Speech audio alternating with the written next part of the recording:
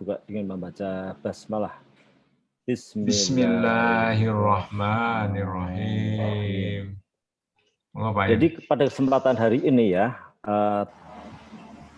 saya akan membicarakan mengenai ya sesuai dengan topiknya menjadi pribadi taat hukum ya.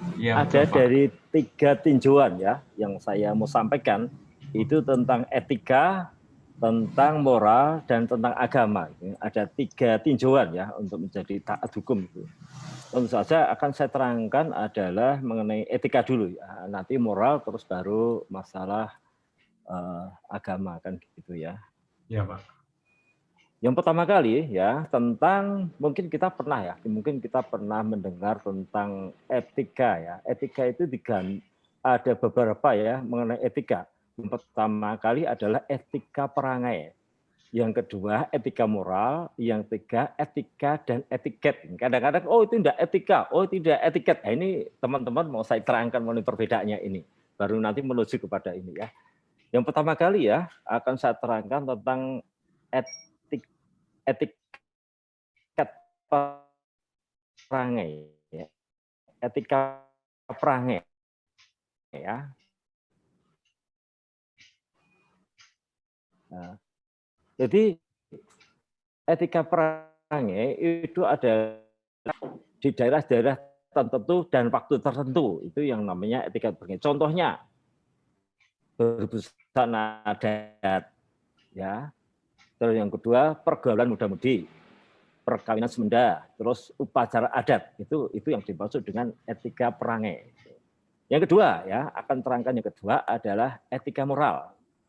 Etika moral berkenaan dengan kebiasaan kodrat manusia. Itu yang dimaksud dengan etika moral ya. Contohnya berkata dan berbuat jujur ya, menghargai hak orang lain, menghormati orang tua dan guru, membela kebenaran dan keadilan. Terus contoh yang selanjutnya adalah menyantuni anak yatim piatu. Itu namanya etika moral kan gitu. Pasti sudah. Terus yang ketiga sekarang etika dan etiket. Nah, ini yang kadang-kadang orang masih rancu. Mana etika? Oh enggak etika. Oh itu tidak etiket. Ini biar rekan-rekan ya teman-teman juga bisa membedakan ini ya. Tentang kalau etika itu berarti moral ya. Kalau etiket berarti sopan santun atau toto kromo. Kalau di dalam bahasa Jawa itu kan ada toto kromo sopan santun. Itu berarti adalah mengenai etiket. Nah, etika adalah tentang moral. Persamaannya ya. Persamaannya antara etika dan etiket itu adalah mengenai perilaku manusia. Sama-sama ya, sama-sama.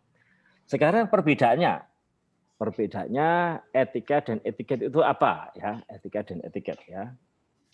Etika menerapkan norma perbuatan ya.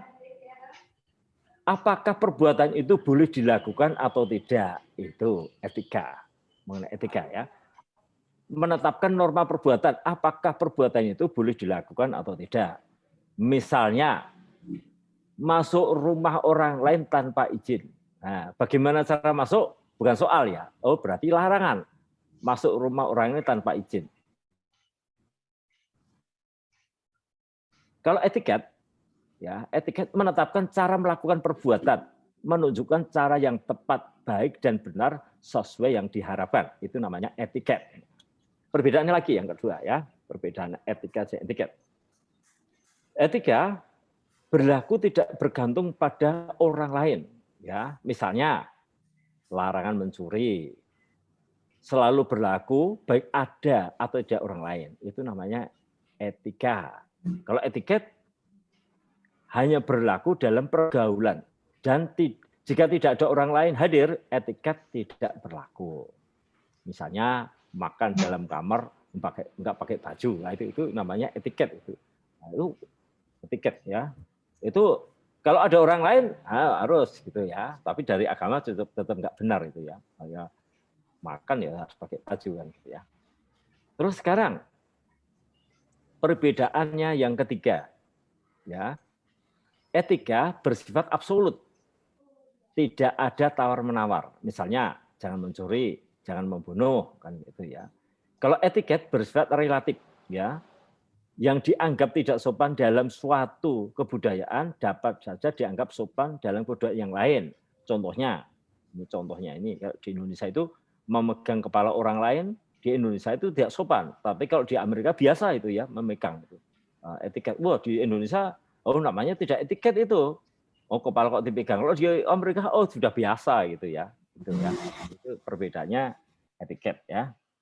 Terus sekarang ya perbedaan yang selanjutnya ya. Etika memandang manusia dari segi dalam batiniah. Batin itu yang dilihat kalau etika itu ya. Orang yang bersifat etis adalah orang-orang yang benar baik, sifatnya tidak bersifat munafik. Itu namanya etika. Kalau etiket memandang manusia dari segi luar, lahiriah. Ini tentang ini banyak diterangkan oleh Pak Mumin sama Pak Rosid ini ya. Nah, kalau yang etika tadi jadi jelas itu ya. Sekarang ini saya persingkat ini ya. Tentang moral. Tadi kan tentang etika sudah ya, tentang etiket sudah ya. Bahkan tadi saya terangkan tentang etiket perangai ya, tentang etika moral, etika dan etiket kan gitu ya. Ternyata tentang moral ya, tentang moral ya. Jadi ada 3 faktor penentu moralitas ya. Kalau moral sendiri kan dari kata maos, adat kebiasaan ya, kebiasaan itu ya, itu. Kalau moral kan dari kata mos tadi ya, ada kebiasaan ya. Kalau etika dan kebiasaan itu. Tidak. Kalau ada 3 faktor penentu tentang moralitas ya, tentang moralitas, akhlak itu kalau biasanya Pak Rosid menerangkan tentang akhlak, ya, moralitas. Ada 3 ini yang menentukan. Yang satu adalah motivasi, yang kedua tujuan akhir, yang ketiga lingkungan perbuatan. Itu yang menentukan ini ya, moralitas seseorang. Akhlak seseorang itu ditentukan oleh ini. Makanya pagi ini sebetulnya bagus banget ini ya.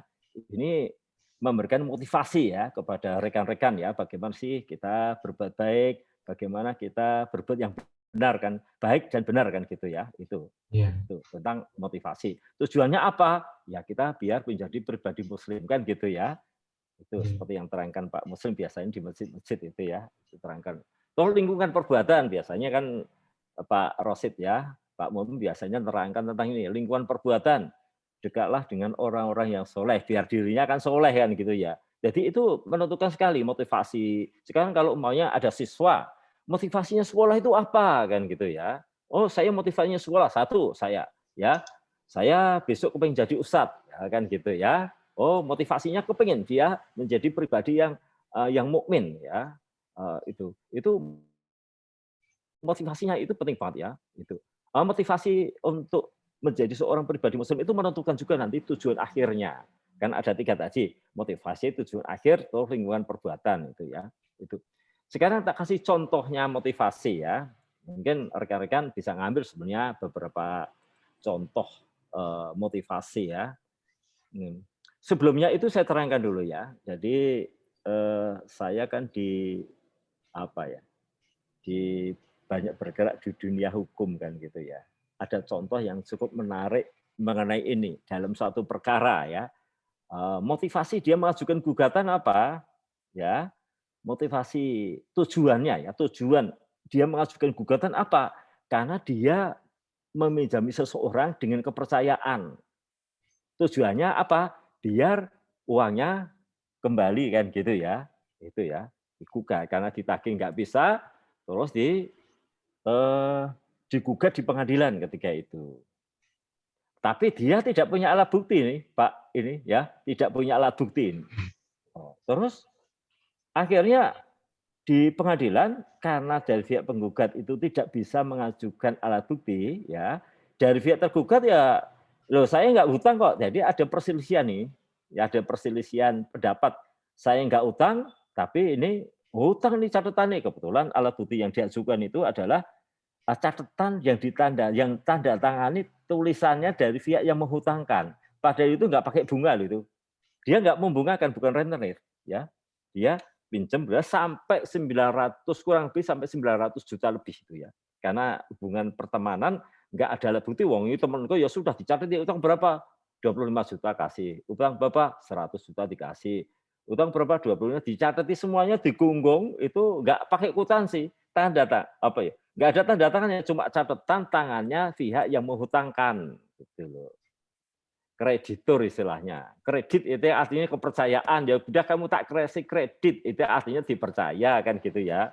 Sudah jatuh hampir 1 miliar ya, 900 lebih juta, 900 juta lebih, terus dia di dalam gugatan, penggugat nggak bisa, mana buktinya? Nggak ada buktinya, buktinya catatan dia, itu kan nggak valid buktinya.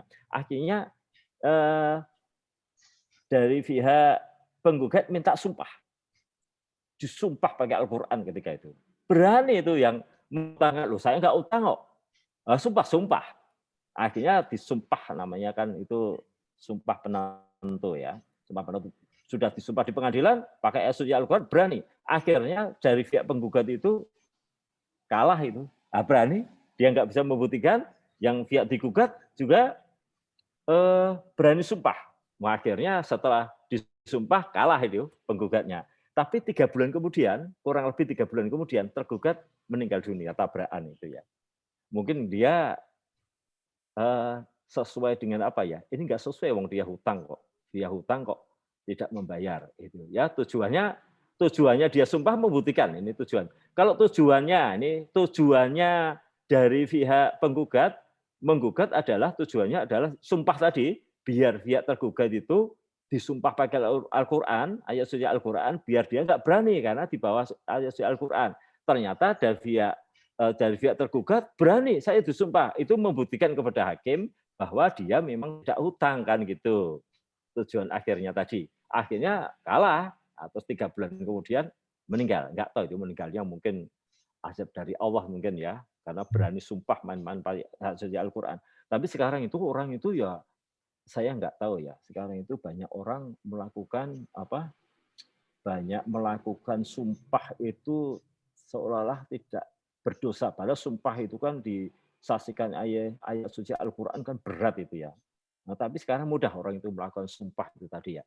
Nah, itu yang tentang moralitas tadi. Karena moralitas sudah merosot, tidak belajar agama, tidak taat agama, terus berani mengatakan suatu kebohongan kan gitu ya.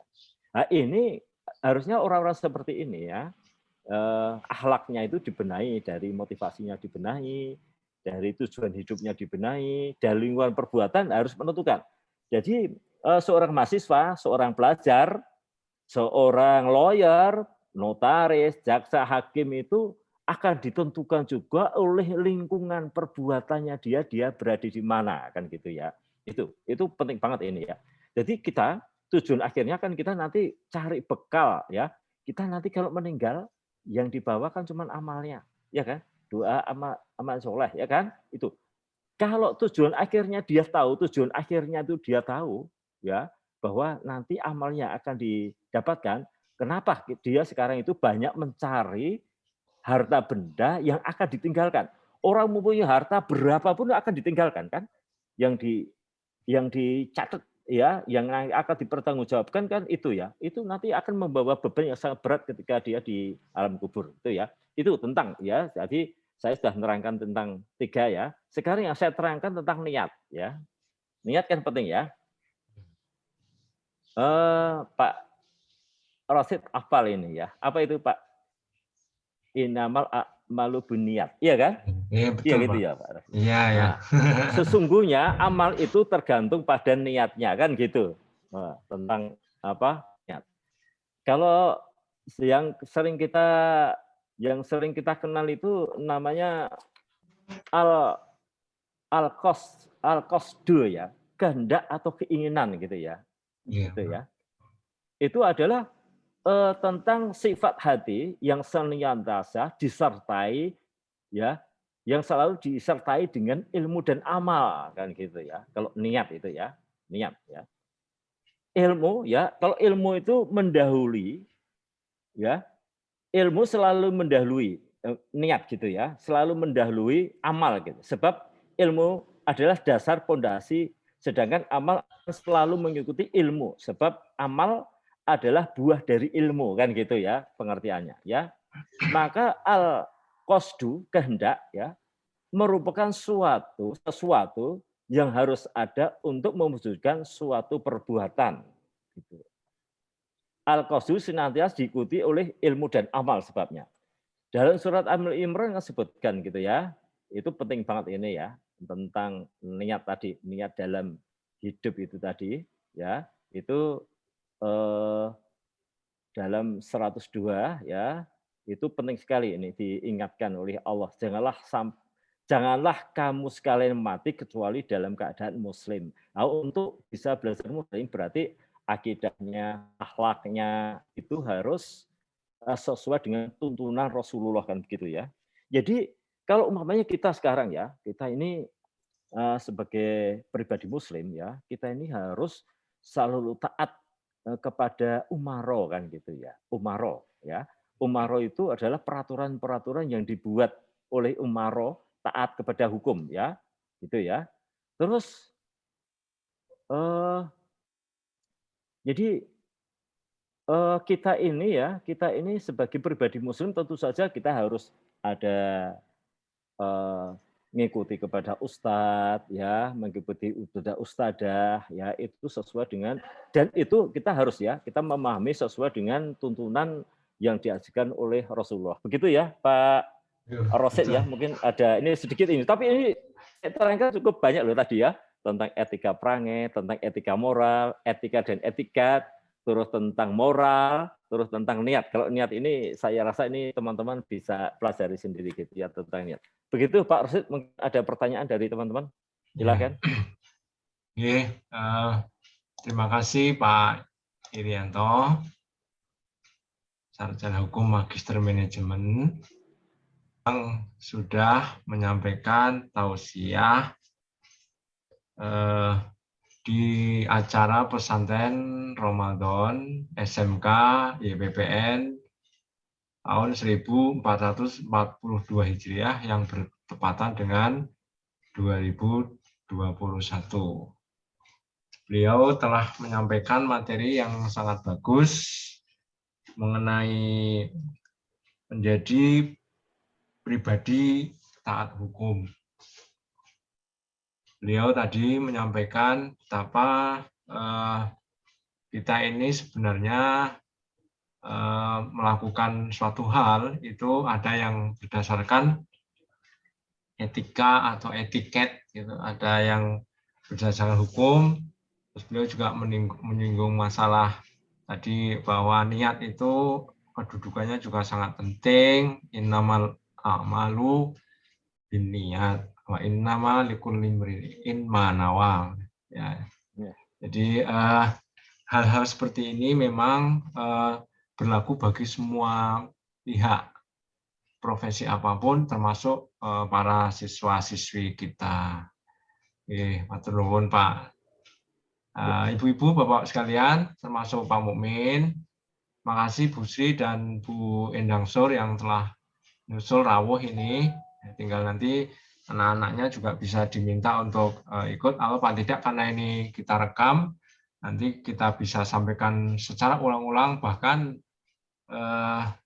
dimanapun ya, dunia sekarang bisa belajar kapanpun dimanapun. Mungkin kalau pas hatinya agak longgar, nah silakan untuk diulang-ulang. Yang penting kita pagi ini, ya pagi yang cerah di hari ke-10 bulan Ramadan ini sudah diberi wejangan, dicerahkan oleh Pak Irianto. Oke. Monggo kalau ada pertanyaan silahkan. Tadi saya monitor tuh ada 2 siswa yang nyondol-nyondol masuk, rupanya mungkin karena apa, ada pembicara mungkin agak takut atau gimana gitu ya. Mohon itu Ibu dan Bapak Wali untuk bisa meminta hadir mereka itu. Kalau enggak ya semampu mereka lah, kita enggak memaksa, yang penting kita sudah menyediakan media untuk selalu belajar dan belajar. Tidak hanya pelajaran istilahnya yang sesuai jadwal dan kurikulum saja, tapi juga kita belajar dari sumber-sumber lain yang pasti akan menambah wawasan pengetahuan kita. Pandai-pandailah kita menggunakan momentum yang ada. Monggo Pak Mumin, silakan kalau ada masukan Pak Mumin. Busur monitor. Ya. Oke, ini Bu Sri kebetulan punya tugas tambahan nganter anak, Pak. Jadi memang jadwal jam-jamnya ini sambil apa ya bisa pakai HP nanti sambil nunggu anak bisa juga seperti itu. Oke, ngapunten Pak Iri. Terus Ya. ada sebuah firman begini, Pak. Bahwa salah satu ayat mengatakan a'udzubillahi minasyaitonirrajim. Wa man lam yahkum bima anzalallah faulaika humul kafirun. Faulaika humul zalimun. Jadi barang siapa yang tidak berhukum hukum yang diturunkan oleh Allah, maka mereka itu tergolong orang-orang yang ingkar, tergolong orang-orang yang zalim. Barangkali ini hubungannya dengan hukum, mungkin hukum yang lebih luas gitu, baik tingkat mungkin global gitu ya Pak ya, atau hukum nasional maupun hukum adat yang ada di Siap. Nah, ya Pak Mumin. Ini kita diberi kesempatan untuk dialog sama Pak Ir, Pak Mumin. Nanti silakan Pak Mumin menyampaikan sapaan dulu, Pak Mumin. Monggo, silakan. Halo Pak. Nah, pas lagi. Sambil nungguin masjid. Ya, nanti sekali-sekali. Saya tambah dulu ya Pak ya. Oh, monggo Pak. Oke, jadi gini, yang saya sampaikan tentang etika itu, ya, Pak. tentang etika dan etika moral itu sebenarnya aplikasinya kalau di dunia hukum itu menjadi kode etik. Kan ada kode etik profesi kan gitu ya kan. Ada kode etik profesi advokat, ada kode etik notaris ya kan, ada kode etik hakim. Jadi setiap profesi hukum bahkan dokter pun juga memakai kode etik ini. Ya, Pak. Nah, penjabarannya nanti dilakukan melalui kode etik gitu ya. Itu ada aturannya. Bahkan ada sanksinya juga di dunia, gitu ya. Di dunia ini kalau ada pelanggaran kode etik, makanya dia nanti akan disidang melalui Dewan Kehormatan, gitu loh. Dewan Kehormatan Advokat. Umpamanya sekarang ada advokat melakukan pelanggaran dan sebagainya. Itu nanti dilaporkannya ya di Dewan Kehormatan Advokat gitu ya. Itu di organisasi advokat itu ada. Kalau notaris nanti ya dilaporkan ya di MPD ya, itu dilaporkan nyanu notaris kan MPD gitu ya. Nah, polisi ya juga begitu. Nanti kalau polisi akan melakukan pelanggaran biasanya dilaporkan dulu di Propam biasanya kan gitu ya. Propam. Nanti kalau TNI ya dilaporkan, itu masing-masing profesi ada semua. Hakim itu juga ada. Bahkan kan banyak itu ya, ada beberapa yang sudah diberikan sanksi ya. Polisi ada yang pernah diberikan sanksi ya. TNI juga ada, hakim juga ada kan gitu. Masing-masing itu ada. Penjabarannya itu ada di situ. Insya Allah kalau profesi ini memahami pribadi dia sebagai seorang yang beragama, taat beragama, otomatis ya kode etik mesti sudah dijalani. Iya, Pak. Jadi terbuka, wah ini kok moralitasnya seperti itu. Ini memang yang jadi masalah itu kalau mau melaporkan harus ada bukti gitu ya. Kemudian sekarang ya ada advokat melakukan pelanggaran, ya baca itu ya undang-undang advokat, oh mengenai apa dan sebagainya, itu bisa dilaporkan gitu ya. Kalau polisi kan jelas ya, polisi TNI itu malah lebih jelas ini kalau TNI sama polisi malah lebih jelas ini ya. Notaris kan juga bisa itu. Apa itu dokter itu juga ada ya kode etik dokter yang dari Ikatan Dokter Indonesia itu ada kode etiknya juga. Ya betul Pak. Ya itu penjabarannya di situ. Insya Allah kalau mereka itu memahami tentang akhlak ya, akhlak sesuai yang dicontohkan oleh Rasulullah, insya Allah nggak akan melakukan pelanggaran. Karena kalau dia sudah taat beragama, dia taat ya kepada akhlak yang dicontohkan Rasulullah, otomatis tidak akan melakukan pelanggaran di dalam kode etik kan gitu ya. Kode etik guru kan juga ada ya itu ya. Ya betul Pak. Ya. Ya itu penjabarannya ini tadi. Sebenarnya banyak yang terangkan tentang contoh-contohnya kode etik itu sebenarnya banyak sekali ya. Itu kalau nanti teman-teman mau melihat mendalami lagi tentang etika ya, kode etik namanya ya, kode etik profesi ini banyak sekali ini penjabarannya gitu loh. Jadi sekarang itu masyarakat terbuka luas ya. untuk setiap profesi itu bisa dipantau dari kode etik tadi itu, ya. Ya, Dari Pak. kode etik profesi itu ada. Kalau umpamanya sekarang ada ya yang melakukan pelanggaran gini, ya tinggal dibaca itu undang-undangnya, kode etik advokat. Wah, Ya. kok ini melakukan seperti ini. Oh, hakim kok melakukan seperti ini, kok notaris melakukan seperti ini. Tinggal dilaporkan itu, ya. Ya, Pak. Nah, Ya, Pak. otomatis kalau umpamanya sekarang ini mereka yang berprofesi di dunia hukum atau di dokter atau guru dan sebagainya, itu insya Allah kalau mereka di lingkungan pergaulan, di lingkungan suatu perbuatan, di lingkungan dekat dengan amal, dengan orang yang soleh, insya Allah dekat Ya. ustadz, dekat Ya, Pak. kiai, dengan ustadzah, insya Allah itu Ya. otomatis ya mereka Ya, tidak Pak. akan pernah melakukan pelanggaran gitu ya. Ya. Ya seperti tadi itu yang disumpah tadi kan nggak tahu itu ya, kok berani itu ya, berani disumpah nggak utang itu. Padahal utang itu ya. Tapi Iya, Pak. karena dia yang menghutangkan tadi nggak mempunyai alat bukti, ya kalah dia. Karena di pengadilan kan yang penting kan bukti. Bukti formalnya ada Iya. enggak? Maksud si hutang nggak punya catatan kwitansi dia hutang kan gitu ya. Oh nggak ada Iya. ini, ya kan? Ayo kalah dia. Walaupun dia sebetulnya mengaku sumpah, ya sumpah, disumpah kedua-duanya berani semuanya gitu loh. Ternyata yang digugat tadi, yang hutang tadi ya, Iya, kan Pak. itu tidak bermoral itu, wong hutang kok tidak mengaku hutang. Tapi ya Iya. memang dia pintar juga